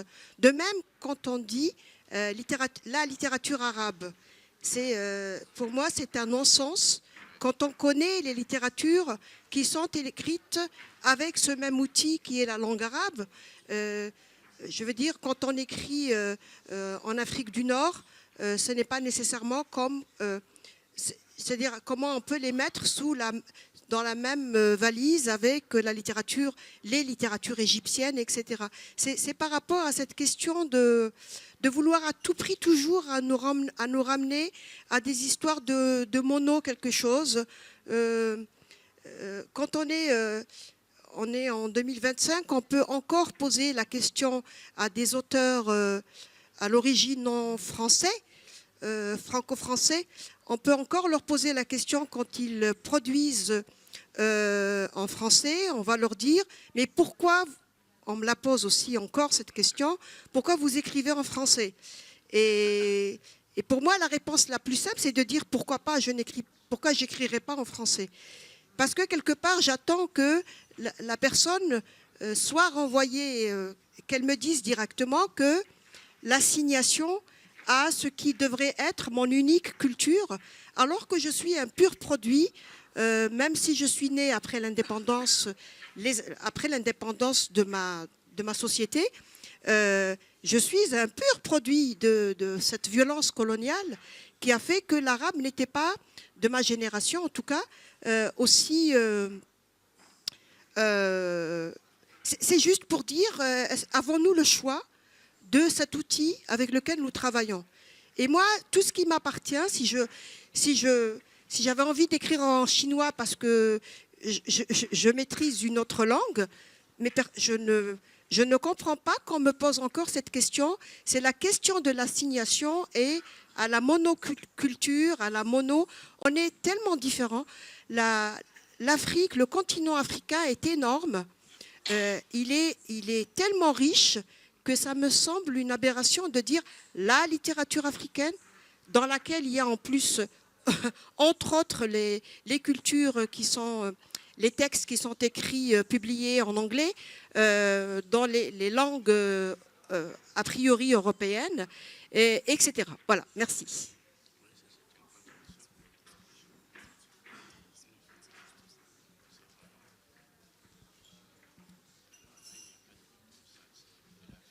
Oui, alors, je ne sais pas si vous voulez réagir, sinon on prend une autre question. Je vais peut-être rajouter, parce que c'est vraiment, la question d'Ernest, c'est une question qui m'a beaucoup aussi torturée et tourmentée. Mais je pense que ce tourment-là aussi, il est fertile en littérature. Et comme dit Saba, oui, nous sommes nés dans une histoire et dans un monde qui a été construit d'une sorte que nos moyens pour élucider ce monde ou créer dans ce monde sont quand même déterminés. Mais pour ouvrir, en fait, en tout cas moi, personnellement, et parce que je m'inspire de grands auteurs malgaches comme Jean-Luc Raherman, dont là tu viens de parler, quand on lit Jean-Luc Raherman, qui est un auteur d'expression française, il n'y a pas de doute quant au fait qu'il écrit en fait en malgache d'expression française. Enfin, il y a tout un monde entre l'écriture francophone et l'esprit ou l'âme française. Et quelque part, il y a une revanche, moi, que je trouve extrêmement délicieuse, c'est que par osmose de cette civilisation, de cette culture qui a voulu nous assimiler, c'est nous qui créeront une espèce d'assimilationnisme parce que en fait nos phonèmes, nos accents, nos expressions et la musique de notre langue à tous nous peuples colonisés phagocytent complètement la culture française qui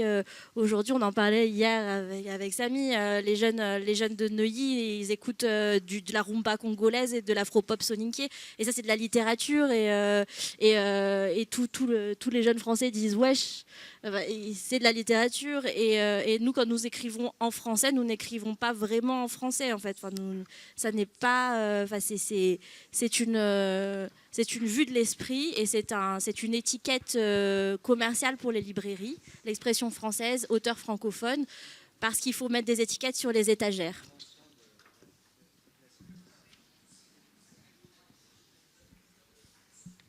Oui, alors une question, peut-être une dernière.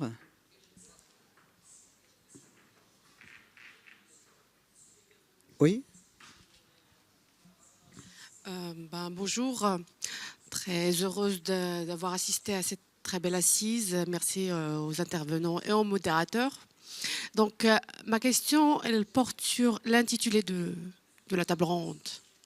Est-ce que vous ne trouvez pas que la question, la littérature, pourquoi faire, ne renvoie pas à toutes les belles valeurs, la beauté, pourquoi faire, le rêve, pourquoi faire, l'espoir, pourquoi faire?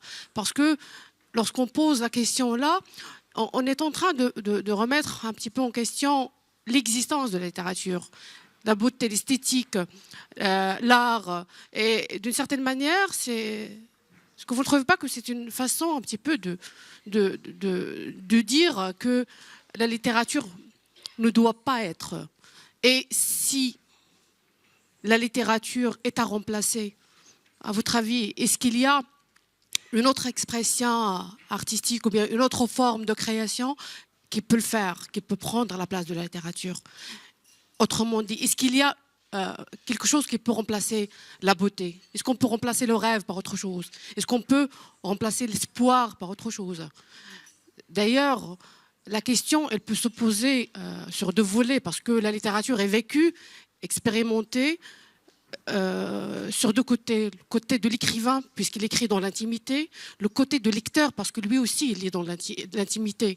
L'écrivain, il est dans sa chambre à écrire. Il ne le fait pas. Bon, ça se fait d'une certaine manière, mais l'image qu'on a de l'écrivain, c'est cette image-là, qu'il est vraiment dans son espace intime.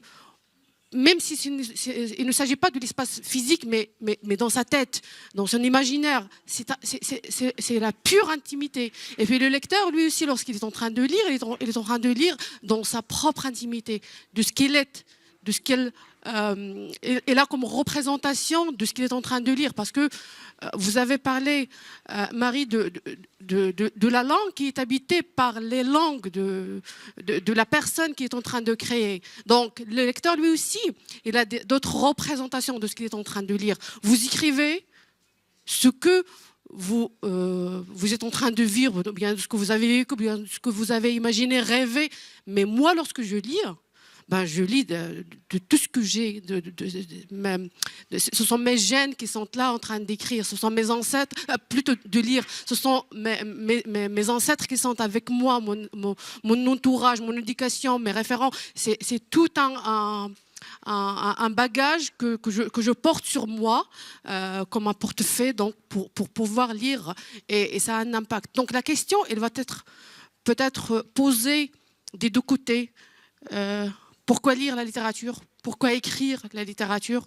Et ça, c'est en quelque sorte en relation avec la mort de la littérature, parce que nous sommes d'une certaine manière en train d'essayer de légitimer la présence de la littérature, puisque d'une certaine manière, nous avons dans l'arrière-fond cette voix off qui est en train de nous dire...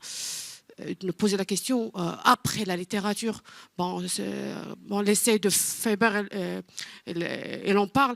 Après la littérature, qu'est-ce qu'il y aura? Est-ce qu'il y a déjà quelque chose qui peut la remplacer? Merci. Alors, je pense que tous, on y a répondu plus ou moins indirectement, mais peut-être qu'il faut, effectivement, vous avez raison, il faut plutôt expliciter à quoi sert la littérature. Bon, moi j'ai dit que c'était une école de la vie, je peux aller beaucoup plus loin. Je peux dire que c'est une école de l'empathie, c'est une école de la liberté, c'est une école de la tolérance. Et je pense que tous, ce qui nous réunit ici, c'est tout ça, hein, c'est tout le contenu de cet enseignement. Après la beauté, la notion de beauté. Oui, l'esthétique. Hein. Bon, je ne vais pas reprendre la phrase de Dostoïevski qui dira la beauté sauvera le monde. Et oui, la beauté, moi je dirais plutôt la puissance. La puissance et la justesse. C'est-à-dire, voilà, c'est ça. La beauté, parce que la beauté, il y a une connotation un petit peu trop lisse. La beauté, ce serait quelque chose... Non, la beauté au sens philosophique du terme, c'est justement l'esthétique, c'est le choix. On fait des choix d'écriture. Et pourquoi? Et je pense que chacun, on a expliqué, on a répondu à cette question, que justement, cette exigence de renouveler. Et alors, quand vous parlez des valeurs, vous avez raison. Hein, mais à chaque fois, dans chaque livre, je pense qu'on parle des valeurs, mais on en parle différemment. Mais quand tu as parlé de la condition humaine, c'est ça. Hein, on parle toujours des mêmes choses, en fait. Oui, on n'a rien inventé. On parle de l'engagement, on parle de la politique, on parle de l'amour, on parle de toutes les difficultés à exister, on parle de toutes les difficultés existentielles. Et la beauté, oui, je pense que c'est... Enfin, moi, j'opterais plutôt pour les termes puissance et justesse. C'est-à-dire qu'il faut trouver qu'est-ce qui va justement toucher, Vous avez raison, on écrit pour quelqu'un, on écrit pour un public. Et oui, lire la littérature, on écrit. Quand on écrit, bien sûr qu'on a lu beaucoup auparavant. Hein, et pour chaque livre, on a lu beaucoup. On a été chercher les témoins. C'est une autre lecture aussi. Hein, c'est une lecture d'une réalité ou de plusieurs réalités. Et par quoi peut-on remplacer? Bon, nous, enfin moi je pense pas. Moi j'ai pas la prétention. Il n'y a pas que la littérature. Hein. Il y a le théâtre, il y a la poésie, il y a les arts. On a des artistes ici. Hein. Et je pense que nous aussi, quand on écrit, on inclut tout ça, toute cette sensibilité. On va à des expositions, on va voir des pièces de théâtre, on va à des opéras, il y a la musique. Justement, Marie, tout à l'heure, a fait référence à la musique. On n'est pas irremplaçable. Mais moi, je pense que non, la littérature va durer, mais peut-être d'une autre manière. Hein. Et justement, il ne faut peut-être pas trop s'attarder la beauté sur le terme beauté, parce que beauté appelle certaines conventions esthétiques. Donc moi, je préfère employer les termes puissance et justesse. Voilà, je ne sais pas si...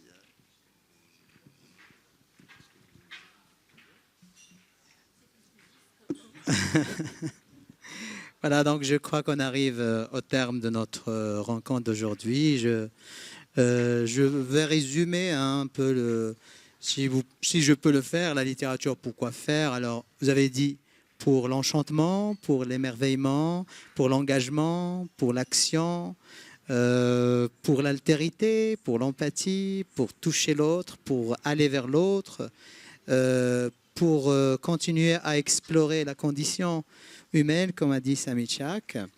C'est une question bateau à laquelle on ne pourra jamais répondre en une assise comme ça, mais on a quand même le mérite d'avoir ouvert des pistes de recherche, de réflexion. J'espère qu'on a quand même pu donner quelques idées au public présent. Voilà, donc je remercie Dominique Nuiga, Samichak, Alafeki et Marie Ranjanoro pour leur sympathie d'abord et pour la profondeur de leur réflexion. Je veux juste rappeler que vous pouvez trouver les livres de Alafeki dans le stand Livre-moi, c'est ça? Livre-moi. Et pour le cas de Dominique Nuiga, vous pourrez même assister à la présentation de son dernier livre, Incendie des rêves, à partir de 14h15, c'est ça? 14h15, à la Caravane littéraire. Voilà, je vous remercie et donc à très bientôt à une autre rencontre, Inch'Allah. Merci.